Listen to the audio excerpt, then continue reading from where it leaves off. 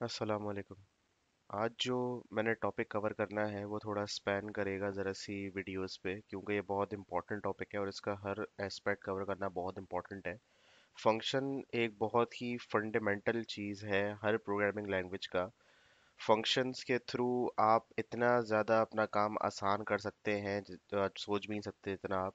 इसके थ्रू आपका बहुत सारा कोड प्रॉपरली प्लेस हो जाता है। जब चाहे इसको आप इस्तेमाल कर सकते हैं, जितनी बार चाहे आप इसको इस्तेमाल कर सकते हैं। डिविजन्स प्रॉपर हो जाती हैं, मतलब आपका कोड सिंक्रोनाइज हो जाता है, बहुत सीक्वेंस वाइज हो जाता है आपका कोड। इधर उधर बिखरा हुआ नहीं होता आपका कोड। अभी तक आप लोगों ने जो काम किया वो भी एक फंक्शन के अंदर ही किया था आप लोगों ने। मैं भी उस पर आता हूँ, समझाता हूँ सब। लेकिन अब जो हम काम करेंगे वो प्रॉपर हम डिवाइड करेंगे अपना काम, और सारा का सारा हम काम जो करेंगे उसको बाद में कहीं हम उसे चला के देखेंगे। पहले सारा काम हम कर लेंगे, बना लेंगे, उसके बाद फिर हम उसे चला के देखेंगे कि वो आउटपुट कैसे प्रोवाइड कर रहा है। तो फंक्शन की ये वीडियो होगी जो कि स्पेन करेगी एक से दो से तीन वीडियो पे। इसमें इंशाल्लाह आपको तमाम कॉन्सेप्ट मैं सिखाऊंगा फंक्शन होता क्या है और फंक्शन का इस्तेमाल किस तरीके से करते हैं। ओके, तो वीडियो स्टार्ट करने से पहले चैनल को सब्सक्राइब कीजिएगा, इस वीडियो को लाइक कीजिएगा और बेल आइकन प्रेस कीजिएगा ताकि आपको नोटिफिकेशंस टाइमली मिलते रहें। Okay then let's start. Functions के हवाले से पहले चंद चीज़ें मैं आप लोगों को समझा दूं कि हमारे पास एक्चुअली होता क्या है। अच्छा, तो फंक्शन की फॉर्मल डेफिनेशन तो आपके पास कुछ ये है कि कोई भी काम, वो कोई भी काम हो सकता है, एनी टास्क परफॉर्म्ड, या कोई भी काम, या एनी टास्क परफॉर्म्ड। ये आप लोगों के पास क्या कहलाता है? ये आप लोगों के पास एक फंक्शन कहलाता है। सिंपल इसका मतलब ये होता है, फंक्शन अगर लघु मायने में जाए से फंक्शन का मतलब क्या होता है। तो कोई भी काम जो करते हैं, कोई भी टास्क परफॉर्म करते हैं, वो सारे के सारे फंक्शंस ही कहलाते हैं आपके पास। अब यहाँ पे जब हम प्रोग्रामिंग में बात करेंगे तो हमारे पास दो किस्म के फंक्शन है यहाँ पे हमारे पास। एक कहलाते हैं हमारे प्री डिफाइंड फंक्शंस, मतलब वो वाले फंक्शन जो कि आपको बने बनाए मिले हैं सी शार्प के थ्रू, आपको बनाने की जरूरत नहीं है। और वो फंक्शंस जो कस्टम फंक्शंस होते हैं आप लोगों के पास, ये हमारे पास चंद होती हैं। इसमें दो टाइप्स के फंक्शन होते हैं। वैसे मजीद डिविजन्स भी होती हैं जो मैं इंशाल्लाह आप लोगों को सिखाऊंगा। जैसे कि एक आपके पास फंक्शंस आपके पास होते हैं विदाउट पैरामीटर्स, होते हैं फंक्शन आप लोगों के पास विदाउट पैरामीटर्स होते हैं। आपके पास फंक्शंस विद पैरामीटर होते हैं। आपके पास फंक्शन विदाउट रिटर्न होता है,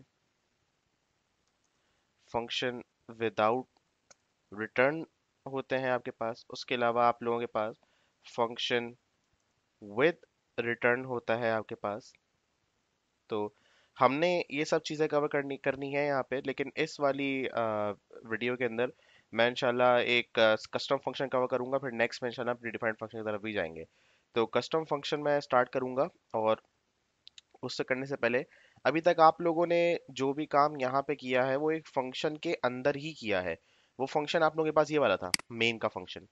ये मेन का फंक्शन आप लोगों के पास सबसे पहले आपकी जब भी आपका ये कंसोल स्टार्ट होता है उससे पहले आपके पास मेन का फंक्शन चलता है। इसलिए आप देख रहे होते हैं कि जो मेन के अंदर लिखा हुआ है आपको सबसे पहले वो कंसोल प्रिंट होता है, आपको नजर आता है। उसकी वजह ये है कि सबसे पहले वाला फंक्शन चलता है आप लोगों के पास। अब यहाँ पे हम लोग मजीद फंक्शन भी अब बना सकते हैं। अब सबसे पहले आपको बताता हूँ फंक्शन बनाने का तरीका। अब तक आप समझ रहे होंगे फंक्शन होता क्या है, तो अब देखिए फंक्शन बनाने का तरीका क्या, फंक्शन बनाने का तरीका क्या है हमारे पास। तो हमारे पास हमारे पास ये पूरा सिंटैक्स होता है जो हमारे पास कहलाती है एक फंक्शन डेफिनेशन। ये फंक्शन को डिफाइन आप किस तरह कर रहे हैं अपने हिसाब से। तो मैं एक आसान सा फंक्शन बनाता हूँ जिसके अंदर मैं क्या करूंगा, मैं सिंपल सिर्फ दो नंबर ऐड या सब्ट्रैक्ट करके दिखाता हूँ। आसान सा फंक्शन बनाता हूँ मैं। तो मैंने यहाँ क्या किया, सबसे पहले आप बताते हैं कि आपका फंक्शन का आउटपुट क्या होगा या फिर उसका रिटर्न क्या होगा। मैं समझाता हूँ, ये जरा पहले डेफिनेशन बना दूं। आउटपुट क्या होगा, रिटर्न क्या होगा, उसके बाद आपके फंक्शन का नाम क्या होगा, उसके बाद आपके फंक्शन में इनपुट क्या जा रहा होगा, और फिर आएगा आपके फंक्शन की बॉडी। ये फंक्शन का आप बॉडी क्या बना रहे हैं, उसके अंदर काम क्या कर रहे हैं। अब पहली चीज देख लें यहाँ पे, आउटपुट या रिटर्न।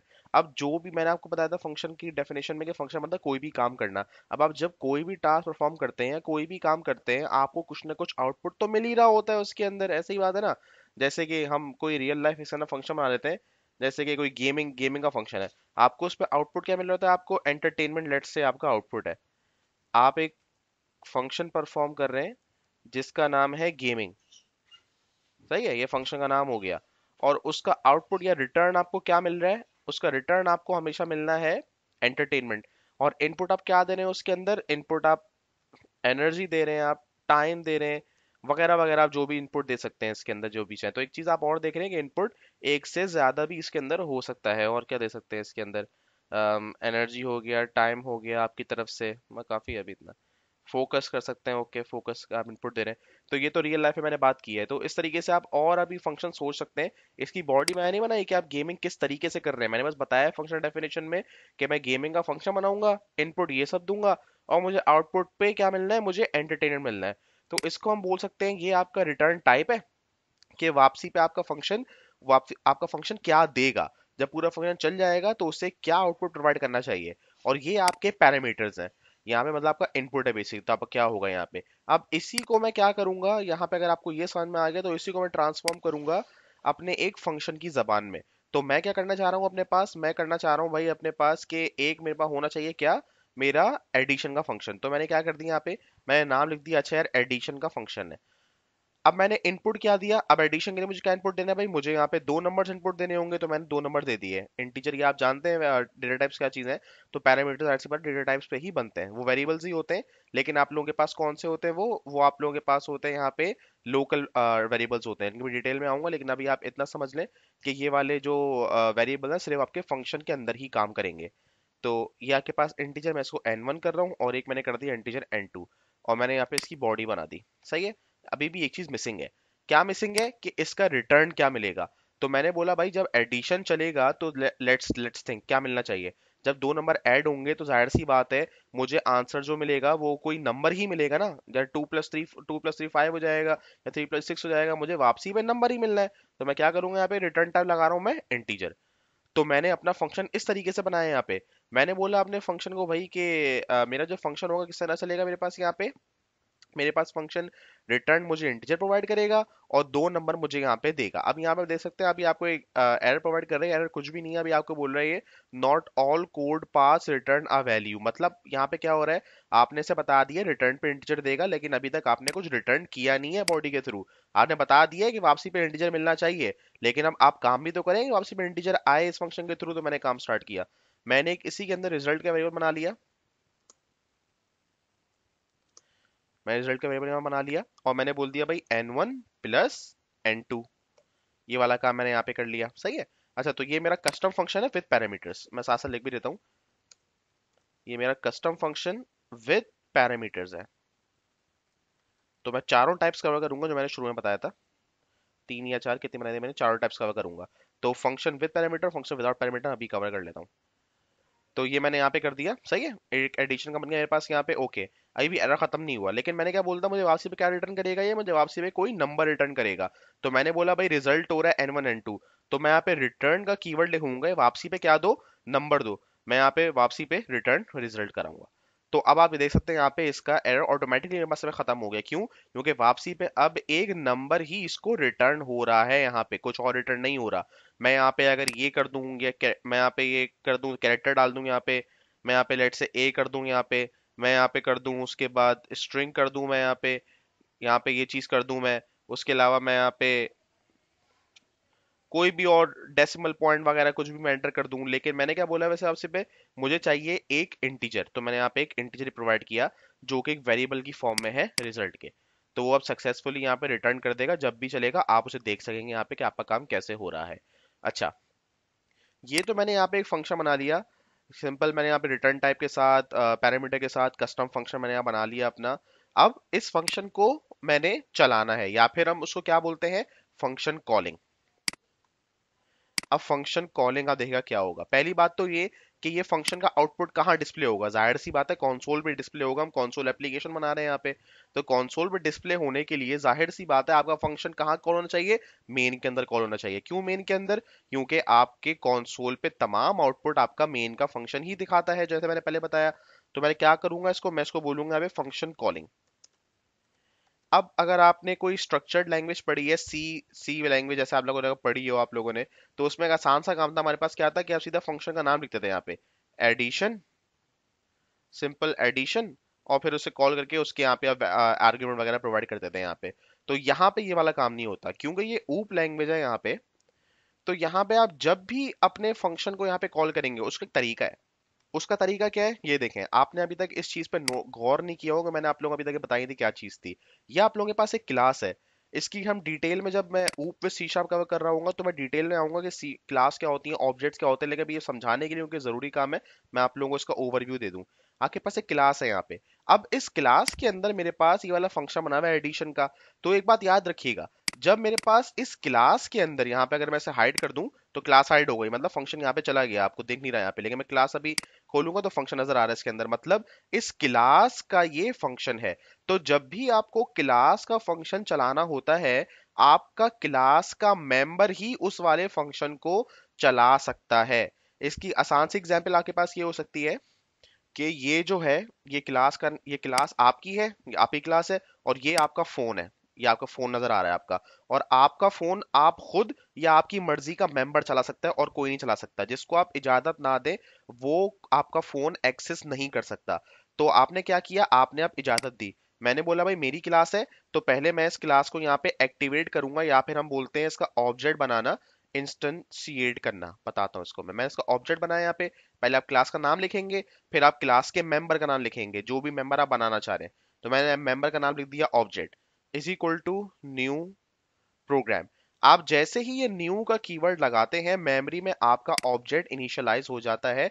इसको मेमोरी में लाइफ अब मिल चुकी होती है आप लोगों के ऑब्जेक्ट को। ये चीज वैसे कहलाती है, मैं बता दूं, ये चीज कहलाती है हमारे पास इन द लैंग्वेज ऑफ ऊप, ये कहलाता है इंस्टेंसिएशन।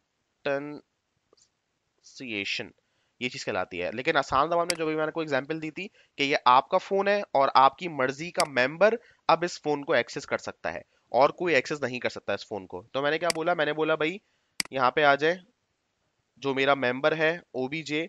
मैंने यहाँ पे डॉट लगाया और उसके बाद ये मेरा एडिशन का यहाँ पे फंक्शन आ गया, देख सकते हैं आप।